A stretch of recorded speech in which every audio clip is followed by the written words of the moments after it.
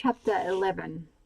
Fleur and Jimmy made their way down to the promenade at semaphore, and before long had joined the happy throng filing into the grand ballroom of the former bathing pavilion known as the Maris Palais. She could remember being brought here as a youngster to the ground level, where there were lockers and showers. One could even hire bathing costumes. Although she and her mother had owned theirs, and she could recall the special treat of being taken upstairs to the cafe kiosk for an ice cream sundae. Her father had spared no expense for his favourite girls. Now she was back at this space of former dreams and delights with someone she didn't want to be with, being forced to dance in his arms towards an engagement she had no intention of making. "I'm happy to buy your ticket," Jimmy said, sounding pleased with his offer, their terse exchange apparently forgotten. "That's kind, Jimmy, thank you, but I'm happy to purchase my own. My father said Irma said I should." "And did they give you the money for it? All 1 and 6 pence for the entrance?" He grinned. "It's 3 shillings all up. Yeah, Irma gave it to me. Bit rich for me." She nodded. It wasn't Jimmy's fault that he was being manipulated by a woman way ahead of him in her cunning. Even so, she wondered how Jimmy felt ready for what Irma was planning. "How are you going to afford to get married, Jimmy, if you can't afford 3 shillings for a dance? You might need me as a husband more than you realize." Now she cut him an inquiring glance. "Why would that be?" He lifted his shoulders in a defiant shrug. "Face it, your father looks unwell," he said, and she hated that he had seen it too. "You're lucky to have such a good offer, because once he goes, you've got no one, Fleur." "Once he goes? You know what I mean." "No, Jimmy, I don't. He's just a bit tired at the moment," she deflected. "He's hitting the bottle too hard, if you don't mind me saying," he countered. "I do mind. My father's drinking less these days than he ever has in the past." She wasn't lying. The past week Irma hadn't let him get down to the pub as he preferred, instead insisting that he join her in the sitting room for coffee. "Well, if we're going to be family, we have to talk about these things." "What things?" she asked, astonished. "The future of his business when he dies." Her companion was looking over his shoulder, maybe deliberately giving an air of nonchalance to his words. "Jimmy?" "Yeah." He was giving a thumbs up to some mates he could see queuing behind them. "Jimmy." "What?" "We definitely need to talk about." "What about?" "About us." She took a deep breath. It was kinder to do this now, and as directly as she could, so he understood. "I don't see any engagement working between us, and my father's business is not part of the deal." Jimmy surprised her by grinning, but it was not warm. "You better talk to your mother about that." "My mother is dead." "You know what I mean," he snapped, and she lifted an eyebrow. "Talk to Irma. She's the one with all the plans." "I will, Jimmy. Whatever Irma is planning should not involve me. I'm not one of her chess pieces, and it shouldn't involve my father's business, which she has no place in." He frowned. "She sees it differently. This is a conversation for another time with a different person." The line moved up suddenly, and they arrived at the ticket booth, still scowling at each other. "2 tickets," Jimmy said to the small, bespectacled woman behind the glass and grill. "Please," the woman uttered in an admonishing tone. "You shouldn't forget your manners, young man." Fleur had already palmed the coins and now placed them into the little metal cup. "I'll pay for myself, but thanks, Jimmy." The woman glanced at Jimmy and back at Fleur. "I told you." "No, Jimmy, you don't tell me anything. You've become Irma's mouthpiece," she snapped. "I don't need Irma's money, which is in fact my father's money anyway." You two need to cheer up," the woman said, taking the coins and putting the tickets into the cup in exchange. "This is meant to be a happy evening." She gestured towards a poster promising that the orchestra of 5 would be led by Ken Wiley, and there would be balloons, streamers, prizes, and dancing until 10. "Excuse us," Fleur said, stepping away from the window as Jimmy scowled at the woman before turning away. "Here's your ticket," he said, pushing into Fleur's hand. "Thank you," she ground out, and barely waited for Jimmy to catch up as she stalked into the ballroom. On Friday, Tom had moved through a long day at the wool store, but he had never been shy of hard work or days that felt like they had more hours than others. He could feel the familiar ache of honesty toil in his body. "Hey, Tom." He looked up to see Charlie Hunter, the stock agent he met earlier and spent some hours with that day. "A few of the lads are going down to the Palais tomorrow evening." "The Palais? What's that, a pub?" Charlie gave a burst of laugh. "No, mate, it's the ballroom down on the Semaphore beach." Tom frowned. "A dance?" Charlie continued. "You know, pretty girls. Tell me you can dance." Tom gave a shy smile. "Yes, I learnt." He received a slap on the back from the grinning Charlie. "Then you'll have a girl in your arms tomorrow, big fella. I'll come by and pick you up at 7:45. I'm not sure, Tom began. Don't be daft. I need you to attract the girls for me, mate. Even if you don't want to dance with them, you'll be like a beacon. Shut up, Charlie. Seriously, who's going to notice me in the crowd? I'm 5'6", and you've got 7 or 8 inches on me. You'll glow like the Christmas angel on top of the tree when they turn on the lights. Tom had to laugh. All right, all right. It's 1 and 6 to get in, but well worth it. Bring a few bulbs so we can have some beers. I'll see you tomorrow. So now here he was hanging in the shadows as the band hit its first number. He watched couples skip in onto the polished boards that had been chalked and made ready for a full evening of happy people twirling around the ballroom. What do you think, mate? Charlie asked, dark eyes shining in the glittering ballroom lights. I'll admit it's fun. Thanks for bringing me.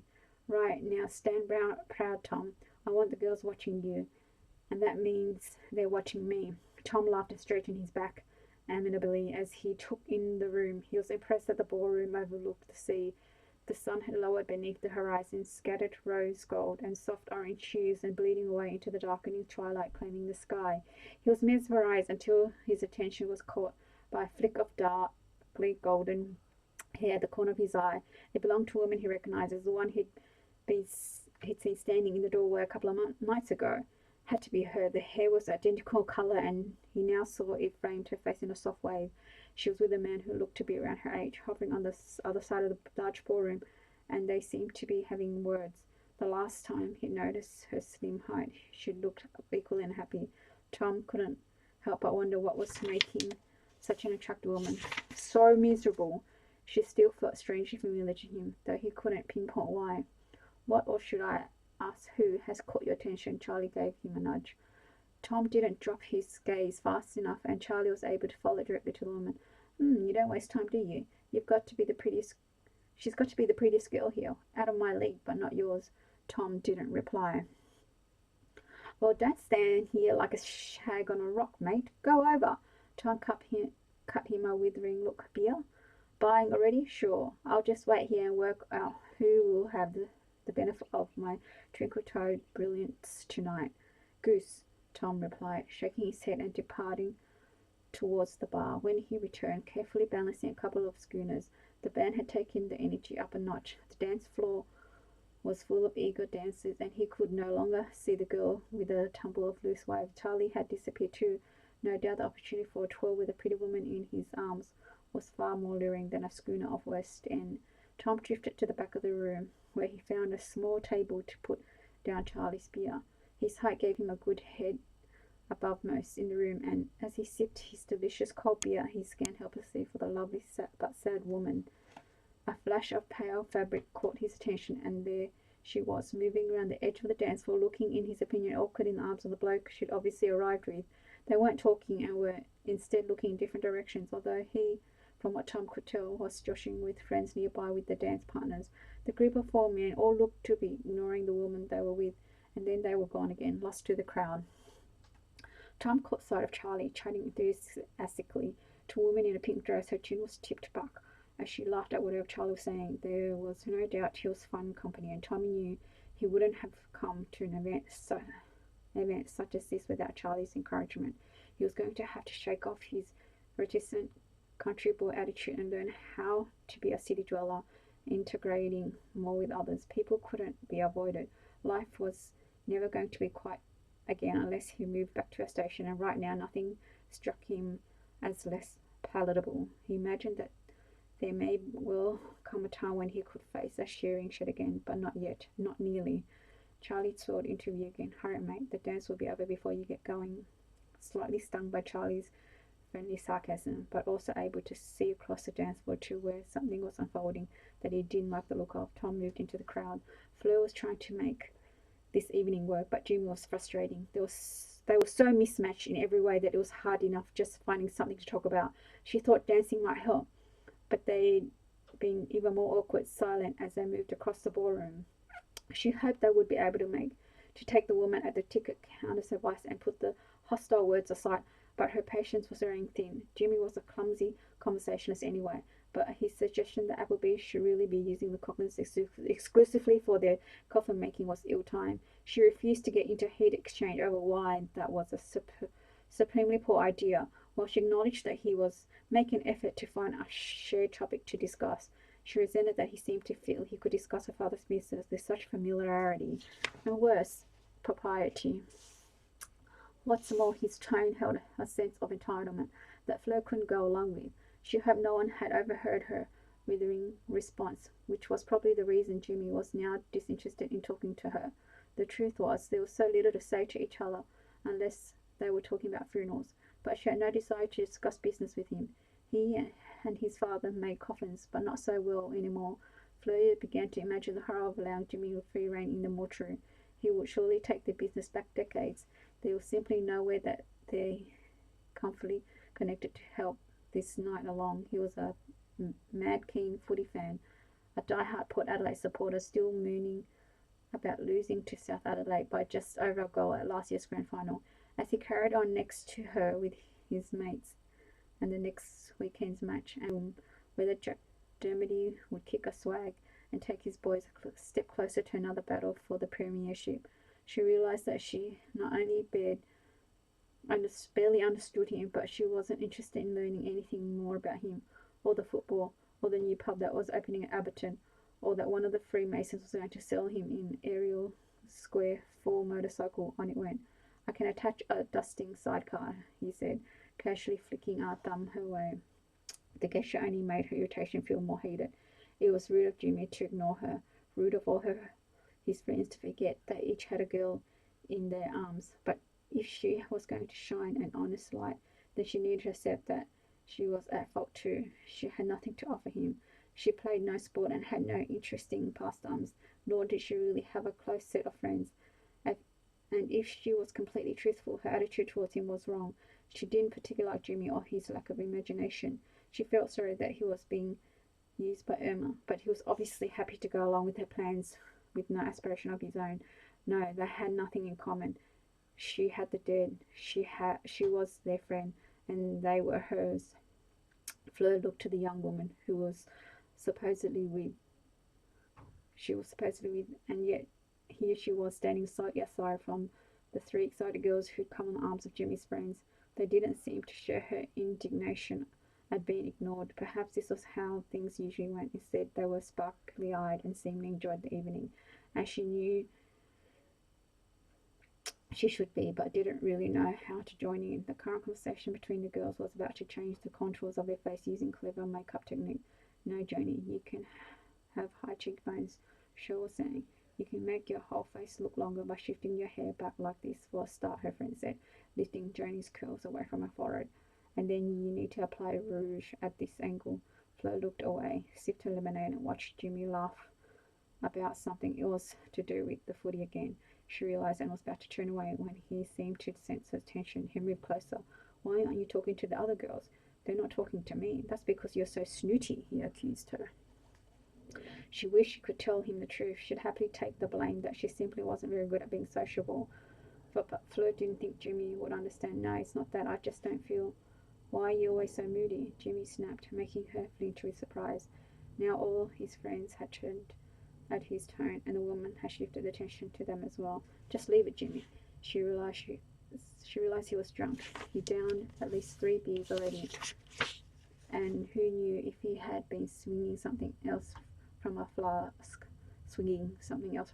No, he said, full of fresh hostility, suddenly gripping her arms for the second time that evening, not tight enough to bruise, but sufficient to make Fleur wince and believe that he might lose control. If he exerted just a fraction more pressure, she might be marked. You're a stuck-up bitch, you know that? He growled. Irma's right. You need taking down a peg or two, and I'll make sure that begins on our wedding night. He pressed harder. Fleur refused to give him the satisfaction of seeing that he hurt, but she also didn't want to cause any more embarrassment than they already had, snarling at each other. But Jimmy wanted to hurt her, it seemed, and he clenched his strong fingers, apparently determined to leave the impression of his grip in purple bruises. It was too much for Fleur to tolerate any longer. Let me go, she wrenched her arm away. Don't you ever care to dance? A new voice broke the moment. Neither Fleur nor Jimmy had seen the man arrive, but now all heads turned to the stranger, a tall man with about their age, with thick blonde hair neatly parted on one side. Jimmy looked over his shoulder with a slight snarl still on his face. Bugger off. I wasn't asking you, the man said, for all in their group to hear. I was asking you, he said, turning a clear, grey-eyed inquiry at Fleur, would you like to dance? She wanted to accept for his welcome interruption alone, though she sensed a collective envy emanating from the girls nearby.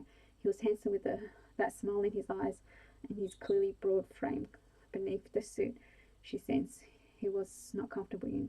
Even so, he emanated self-possession. She sensed this was a man who wouldn't be pushed around by anyone. If she won't, I will, Cheryl said, stepping forward. He didn't even look at Cheryl, much to Cheryl's apparent chagrin. His gaze was firmly on Fleur. Yes, I would, she answered with a smile. She eased past Jimmy and his very natural, excuse me. Hey, she's my date. Fleur looked at a man whose hand she hadn't realized until this heartbeat she had taken. It felt callous, presumably from hard work, and despite its strength, it held her smaller hands so gently and without any sense of ownership. His attention remained riveted on her, and she could tell he was waiting for her to respond to Jimmy's claim. I'm not anyone's date, she told him, loud enough for Jimmy to hear. I accompanied Jimmy, but only out of politeness to our parents. You bitch. His voice was louder than it needed to be, and his face was flushed with anger, combining with humiliation. She watched the collar climbing from his scrawny neck. His Adam's apple bobbed in anger as he was forced to swallow his pride. The girls gasped. Two couldn't help nervous giggles. Steady on, mate, one of the blokes said, reaching for Jimmy, but he shook off his hand. We're getting engaged, Jimmy announced, bringing fresh gasps from the girls. The silly cow needs to understand that. Well, the stranger said, into the frigid atmosphere surrounding this group. I think the lady disagrees. He finally looked at Jimmy. And you need to watch your mouth around women or someone might shut it for you.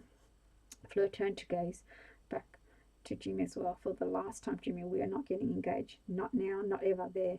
Is that clear and public enough? She didn't wait for his answer, although she heard the other couples laughing at Jimmy's discomfort, and turned back to the man who still held her hand. Shall we? They moved into a convenient gap that opened up the dance floor and joined a slow foxtrot. Fleur felt instant gratitude to be moving away from the party. Thank you, she murmured. I'm so embarrassed. Don't be. He's an oaf and a fool. He's the one who is suffering the embarrassment. You handled yourself well. Is everyone still staring? No, but we can stay on the outside of the ballroom for a while, he said. You're that good a dancer, are you? She grinned at him, surprised to be looking at a man given her reasonable height. He had to be 6.5 feet tall. I am, he replied with soft shock. My mother and sister I learned from a young age. She's a good woman. Taught you well. Was a good one, yes. My mothers are dead too. Mothers? She smiled, finding it easy to do as she looked into his interesting expression. Long story for now. I appreciate you rescuing me. Did I? She nodded. You can't know just how much I needed it. I think I can. I noticed from the side of the ballroom that you really didn't want to be where you were. Fleur shook her head. It's not the dance itself, it's him. And I can understand why, he remarked. She liked that he wasn't asking any hard questions, wasn't acting curious. He was simply following the conversation where she allowed it to roam. I'm Fleur. Fleur, he repeated. I love that name. Oh, come on, don't disappoint me. He caught on. I'm not flirting. It's an unusual name. True, I never met anyone who shared it. He smiled. I met a girl once when I was at Bay. Her name was Fleur, and she watched his gaze turn wistful as he tried of trying to find the right words. I felt like she saved me in a moment of tremendous grief. I was lost, and I know this sounds fanciful, just as you felt a moment ago. I think she rescued me. She showed me a kindness and interest that made me feel like I could face. He tried again. Sorry, we hardly know each other. You don't want? No, I do. She gave me a gentle smile of encouragement. What did she help you to face? He said, I've got a terrible time. I'm a country boy. I was 10. My mother and newborn sister had just died. I was suddenly alone in the city to accompany their bodies to where her family wandered. And I was lost, he said again, finding a smile despite the memory. And this young girl named Fleur arrived at the house where they had my mother and sister in a coffin. This little girl, full of confidence, took charge, not letting anyone bully me. Her whole name was Pretty. I've never forgotten it. I think I fell in love with her then and there. But she was only 8. Fleur Appleby is one of my fondest memories. You're every bit as pretty as she was. He shook his head. You know, as odd as this sounds, you even look like her. He grinned at this fanciful notion while she blinked with private astonishment as the music ended and all the dancers stopped to clap and smile at each other. He looked a bit bashful. I'm sorry, I don't mean to say so much. I never say that much. I didn't mean to embarrass you either. But after how that bloke was treating you, I reckon you could do with a compliment. He shrugged again. Can't escape the fact that you are pretty and brave to stand up to those jokers. Now he looked awkward, as if he was blushing, but she couldn't tell under the lights. The music struck up a fast dance and people streaming onto the floor. As they both turned to watch, Fleur replied, You were the brave one. I just stood there. No, you defied him. I think you surprised everyone, including myself, she said, watching the woman on the ballroom board, looking adoringly at the partners. She could never, not in a lifetime, look at Jimmy Cloglin like that, even if he did claim to have twinkle toes and all the right dance moves. I doubt it, Fleur. I think you have found a way to leave him, even if I hadn't happened along. Her new companion cut her a glance. Would you like a drink? Not really. I prefer to go. Sorry. What I mean is I'd rather just leave the dance. He watched her carefully. All right. Have you got everything? I'll be happy to take you home if you wish. She nodded. Thank you. How about we walk? It will take an hour, but it's a lovely evening out there. I'm in no hurry. By the way, I'm Tom. He offered a handshake. I know, Flo said, a warm smile breaking across her face to reach her eyes. She clasped his hand. Hello again, Tom. Catch love. Thanks for listening.